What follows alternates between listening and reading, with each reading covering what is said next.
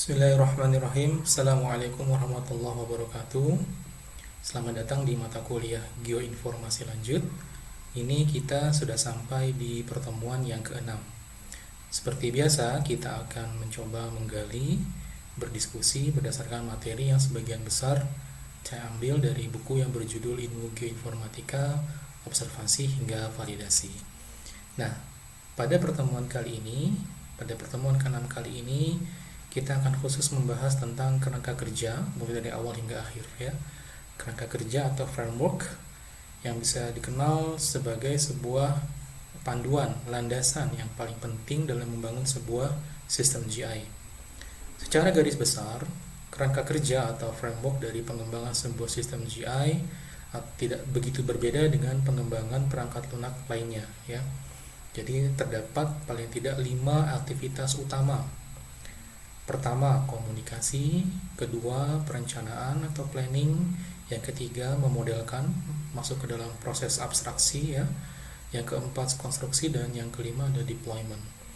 Komunikasi merupakan bagian yang perangkat kerja yang paling penting ya. Dalam kerangka kerja itu komunikasi paling penting, terutama proses komunikasi dengan calon pengguna teknologi, dengan orang-orang yang terlibat ya, yang memahami bagaimana sebetulnya kebutuhan mereka dalam memanfaatkan GI system.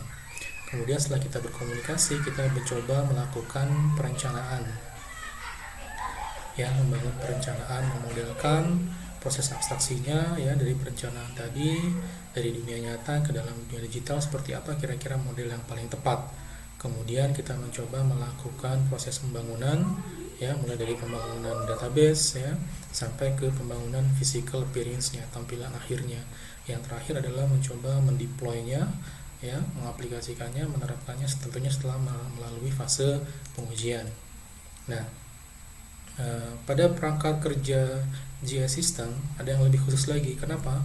Karena dalam sebuah perangkat kerja GI system kita mencoba merepresentasikan dunia nyata ke dalam dunia digital. Nah, Longley yang menuliskan dalam bukunya ada paling tidak ada 3 tahapan prosesnya, mulai dari proses mencoba menerjemahkan dunia nyata ke dalam sebuah konsep ya, konsep dunia digital atau conception. Kemudian setelah kita menemukan konsepnya, kita mencoba mengukur dan merepresentasikannya ke dalam dunia digital yang paling tepat menggunakan struktur data apa, apakah vektor atau raster. Kemudian kita mencoba melakukan analisisnya. Sementara saya mencoba merangkumnya dalam paling tidak 6 langkah utama. Yang pertama adalah melakukan observasi pengguna, di mana kita mencoba menggali kebutuhan pengguna ya, baik secara langsung maupun tidak langsung. Kemudian kita bisa menemukan tujuan dari pengguna dalam memanfaatkan GI system ini, tujuannya apa ya, dia ingin mencoba menampilkan sebuah informasi baru, ataukah hanya ingin mencoba menyimpan data mentah, ataukah hanya ingin mencoba memproses data, seperti apa sebetulnya tujuan utamanya.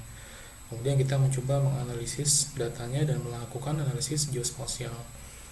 Nah, dalam analisis data dan analisis geospasial ini kita mencoba menggabungkan berbagai macam data spasial ya, multi source, multi sumber, multi skala ya, multi resolusi. Kemudian kita juga mencoba mencari teknologi pendukung dan mencoba mengimplementasikannya. Apa teknologi yang paling tepat? Apakah teknologi ini akan cocok untuk di masa depan, ataukah hanya cocok untuk di masa kini saja? Bagaimana perkembangannya kira-kira ya? Itu kita harus coba analisis juga. Yang kemudian kita mencoba setelah kita bangun ya teknologi pendukungnya, kemudian kita implementasikan, kita melakukan proses pengujian. Nah, pengujian ini banyak sekali ya, seperti sudah disampaikan bahwa pengujian itu bisa berbasis fungsional, bisa berbasis non fungsional ya, bisa berbasis pengguna, bisa berbasis non pengguna ya. Setelah kemudian dievaluasi, kemudian kita melakukan revisi ya, kemudian kita mencoba membandingkan dengan data di lapangan dan informasi-informasi rujukan lainnya. Dari sana kita bisa melihat bagaimana sebetulnya keakuratan data kita, kebenarannya, presisinya dan sebagainya ya. Ini disebut dengan life cycle dari kerangka kerja GIS-nya. Nah,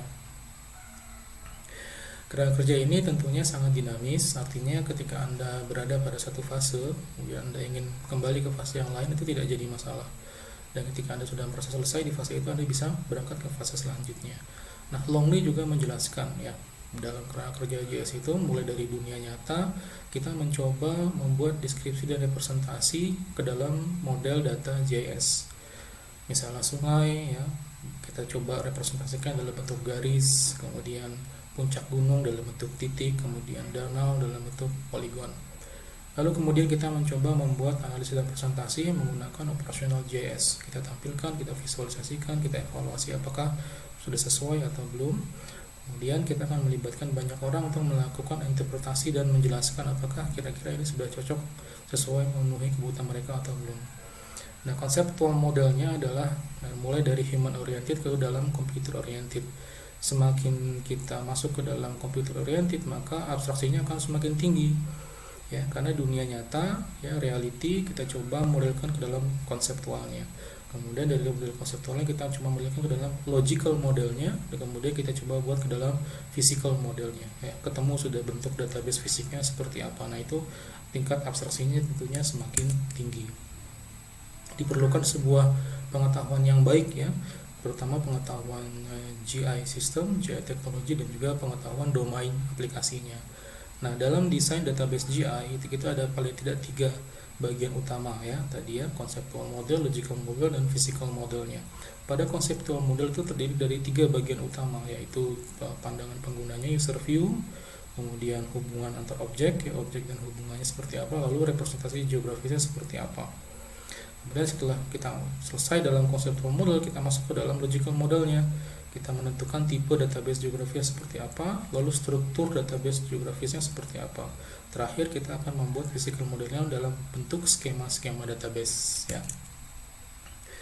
Nah, selanjutnya kita juga harus memahami dalam database itu ada namanya cartographic database, yaitu data-data geospasial yang memiliki referensi geografis dan sudah memenuhi kaidah kartografis ya.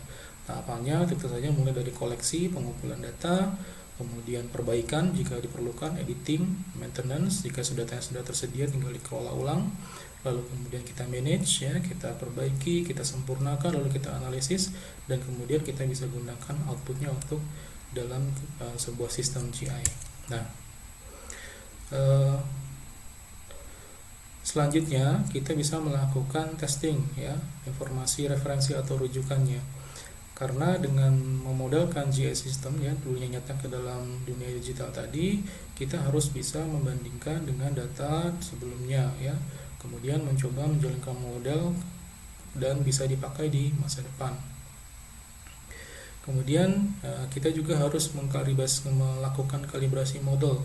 Apakah parameter dan aturannya sudah sesuai dengan dunia nyata ya? Apakah semua data itu tersedia atau tidak tersedia untuk proses pengujiannya?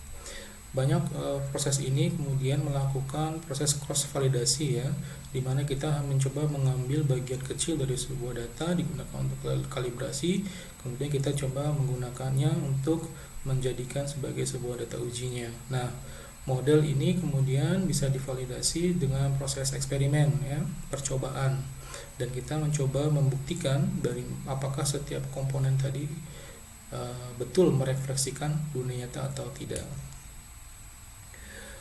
Lebih jauh lagi ya, ada namanya pola pengambilan sampel dalam melakukan reference tadi ya, reference information rujukan tadi. Misalnya kita ke lapangan, kita ingin membuktikan bahwa hasil model klasifikasi lahannya yang mau kita pasang di dalam geosistem itu sudah akurat. Nah, kita perlu melakukan pengambilan sampel di lapangan dan kita bandingkan hasilnya seperti apa. Nah, beberapa teknik pengambilan sampel paling tidak ada 5. 1. Sampel random ya, simple random yang merupakan pengambilan sampel secara acak, kemudian stratified random sampling secara acak namun pada lokasi tertentu, kemudian stratified itu artinya juga berstrata ya, bertingkat ya, lokasi ini 3, lokasi selanjutnya 4, lokasi selanjutnya 5, dan seterusnya. Kemudian systematic sampling pattern artinya secara sistematik ya, berurutan. Kemudian sistematik unaligned ya, sistematik tapi tidak rapih, tidak berurutan namun pada satu grid tertentu. Jadi kita bisa membuat sebuah grid, di dalam grid kita bisa mengambil sebuah sampel. Atau kita juga bisa melakukan clustered sample pattern, artinya pengambilan sampel yang terkelompok ya, tercluster.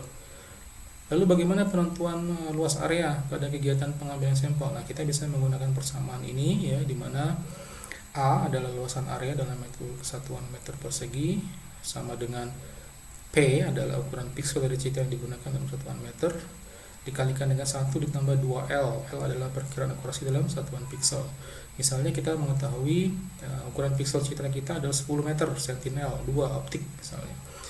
Berarti dengan perkiraan akurasinya 0,3, maka kira-kira luasan areanya adalah sekitar 16 meter ya. Berarti kita bisa mengalih rumusnya menjadi 10 dikali 1 ditambah 2 dikali 0,3 ya. Jadi 1 ditambah 0,6 1,6 dikali 10 jadi 16 meter persegi ya. Jadi kita bisa mengambil sebuah sampel yang mewakili lokasi tersebut dalam satu area yang seluas 16 meter persegi. Kemudian ini adalah contoh salah satu tools yang bisa kita gunakan ke lapangan, misalnya menggunakan GPS Trimble dengan akurasi hingga di bawah 5 meter ya, cukup akurat untuk aplikasi analisis wilayah regional ya, misalnya perkotaan begitu. Di sini kita bisa memanfaatkan terracing ya, kita bisa melihat berapa jumlah satelit yang terhubung, semakin tinggi jumlahnya tentunya semakin akurat. Kita juga bisa melihat estimasi akurasi vertikal dan horizontalnya ya. Kemudian kita juga bisa melihat posisi kita ya, beberapa koordinatnya. Kemudian kita juga bisa mengetahui PDOP ya. Semakin kecil PDOP ini maka tentunya semakin akurat. PDOP adalah precision dilution of position ya. Dia tidak memiliki satuan atau unit. Kemudian kita juga harus mencoba memahami bahwa kondisi model tidak sepenuhnya ideal ya. Kita harus memahami bahwa model itu memiliki banyak keterbatasan ya. Mungkin juga kita juga harus bisa memahami bahwa model kita sulit mendekati realitasnya di dunia nyata. Karena kita harus memahami bahwa sebetulnya mekanisme kerja dalam mengumpulkan data geospasial itu berasal dari berbagai macam sumber yang range-nya sangat luas, memiliki metadata yang berbeda-beda dan sumber datanya juga berbeda-beda. Nah, sehingga kemudian mungkin ada konflik kepentingan antara para pengguna dan tujuan dari pengembangan GIS sistem kita. Bagaimanapun kita memiliki keterbatasan dalam upaya mencoba merepresentasikan dunia nyata ke dalam dunia digital. Kemudian ini adalah Sustainable GIS System Life Cycle-nya ya, bahwa di dalam menerapkan atau mengelola sebuah GIS system kita harus memiliki business planning yang baik ya, kemudian sistem akuisisi yang bagus, sistem implementasi yang berkualitas, serta operation dan maintenance yang baik ya. Sebuah pengelolaan GIS system yang sukses itu tentunya membutuhkan beberapa hal, diantaranya adalah customer support, dukungan dari customer yang baik ya, operation support ya, kerjaan operasi yang baik, kemudian pengelolaan data yang baik, serta application development and support. Nah, kombinasi dari 4 hal ini akan menjamin kesuksesan dari pengelolaan operasional GIS system. Nah, untuk GIS system project management itu paling tidak terbagi ke dalam 4 hal, yaitu yang pertama adalah analisis kebutuhannya, terdiri atas 5 bagian utama, kemudian spesifikasi dari kebutuhan utamanya 2 bagian, kemudian evaluasi dari alternatif 3 bagian, dan implementasi dari GIS sistemnya. Pada analisis kebutuhan, yang pertama adalah kita mencoba mendefinisikan tujuan ya, GIS sistem kita ini tujuannya untuk apa sih? Apakah untuk kebencanaan, apakah untuk pengelolaan wilayah, apakah untuk monitoring dan lain sebagainya. Kemudian kita mencoba menganalisis kebutuhan penggunanya apa saja ya, baik fungsional maupun non fungsionalnya, lalu mencoba membuat preliminary design ya, desain awalnya seperti apa. Selanjutnya adalah melakukan analisis untung ruginya ya, cost benefitnya, berapa biaya yang dikeluarkan ya, berapa pemasukan dan berapa keuntungannya, lalu mencoba membuat sebuah pilot study. Pada spesifikasi kebutuhan kita akan mencoba membuat desain akhir ya dari preliminary design tadi, kemudian kita akan mencoba mengajukan proposal ya, seperti inilah kira-kira GIS sistemnya. Kemudian pada tahapan evaluasi kita mencoba membuat list ya, poin-poin apa saja kira-kira yang sudah terpenuhi, apa yang belum ya. Kemudian kita melakukan benchmark testing, pengujian, lalu kita melakukan evaluasi cost effectiveness, sudah efektif atau belum ya. Lalu kemudian kita masuk ke dalam fase yang terakhir, yaitu implementasi dari sistemnya ya, mengimplementasikan semua rencana yang telah dibuat ya, kemudian membuat kontraknya, lalu melakukan pengujian acceptance testing dari pengguna, lalu mengimplementasikannya. Semua tahapan ini merupakan bagian penting yang harus ada dalam sebuah GIS System Project Management. Selanjutnya, siapa saja orang-orang yang terlibat? Paling tidak ada beberapa ya. Ada 5 paling tidak, di mana core-nya adalah intinya ada di GIS user. Pengembangnya adalah GIS team ya, ada GIS manager, project manager, sistem administrator, dan application developers. Kemudian mereka ini akan bekerja memberikan report ke GIS user, dan juga ada namanya manajemen komite ya, ini adalah orang yang berhak melakukan evaluasi ya, juga memiliki dukungan sponsor ya, user representatif perwakilan pengguna, kemudian ada penasihat independen, serta GIS manager juga terlibat sebagai manajemen komite. Kemudian ada staff lain ya, ini juga yang mendukung project management GI, yaitu sistem admin, trainers, dan admin untuk administrasi. Kemudian ada eksternal konsultan ya, ini adalah advisor strategik ya, penasihat strategi, kemudian project manager, dan technical consultant. Semua ini bekerja sama untuk memastikan suksesnya GIS System Project Management. Nah, dalam mengelola GIS System itu ada 3 poin utama yang perlu Anda perhatikan ya. Ada kualitas, kecepatan, dan harga menurut Hall 1997.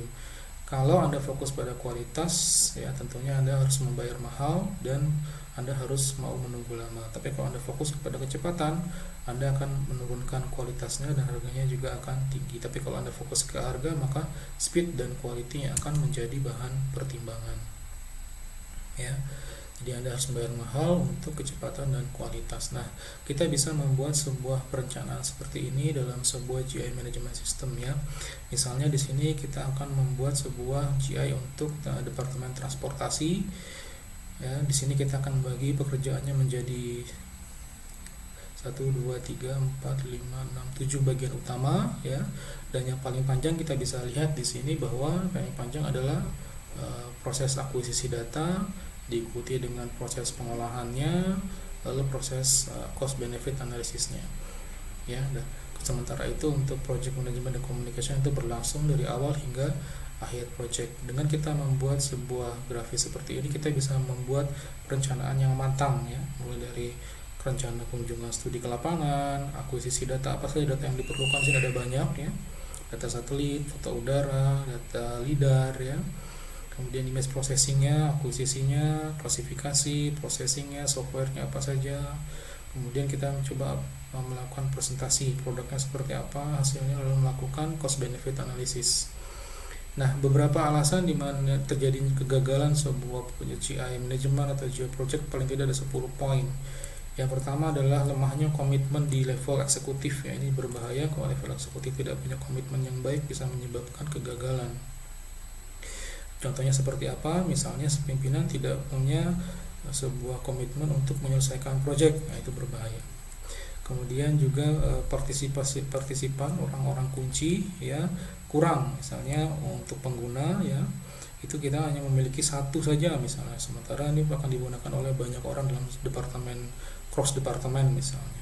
Kemudian manajer yang memiliki pengalaman yang kurang ya, jam terbangnya kurang, ini juga bisa menyebabkan kegagalan. Kemudian struktur organisasi yang terlalu gemuk ya, terlalu besar, terlalu banyak orang yang terlibat, justru tidak membuat kita menjadi tidak fokus. Selanjutnya adalah tekanan politik ya, terutama kondisi nasional, lokal ya, itu yang berubah sangat cepat, itu juga bisa menyebabkan kegagalan. Kemudian ketidakmampuan untuk mendemonstrasikan keunggulan ya, atau apa sih kebaikan dari GIS system ini ya. Kemudian waktu yang unrealistik, misalnya 2 minggu harus selesai, itu kan tidak realistis ya. Perencanaan yang kurang baik ya, berarti kita sudah merencanakan kegagalan ya. Kita dengan membuat perencanaan sebetulnya kita sudah membuat 50% kesuksesan, tapi tanpa perencanaan itu biasanya menyebabkan kegagalan. Kemudian pendanaan ya, pendanaan yang kurang itu bisa menyebabkan juga kegagalan. Misalnya ketika kita sudah melakukan akuisisi data, di tengah-tengah alat kita rusak, kemudian kita tidak memiliki data untuk membeli alat baru atau menyewa alat baru, nah itu menyebabkan kegagalan dalam GI project. Yang terakhir adalah force measures ya, hal-hal yang tidak kita harapkan tiba-tiba muncul, misalnya tiba-tiba gempa bumi, tsunami, kebakaran, demonstrasi ya, kerusuhan dan lain sebagainya.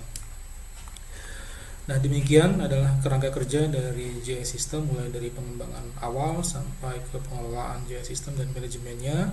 Jika ada pertanyaan, silakan drop me email ya, kirim email ke saya di alamat fatoramdhani@ub.acid. Terima kasih. Saya akhiri. Assalamualaikum warahmatullahi wabarakatuh.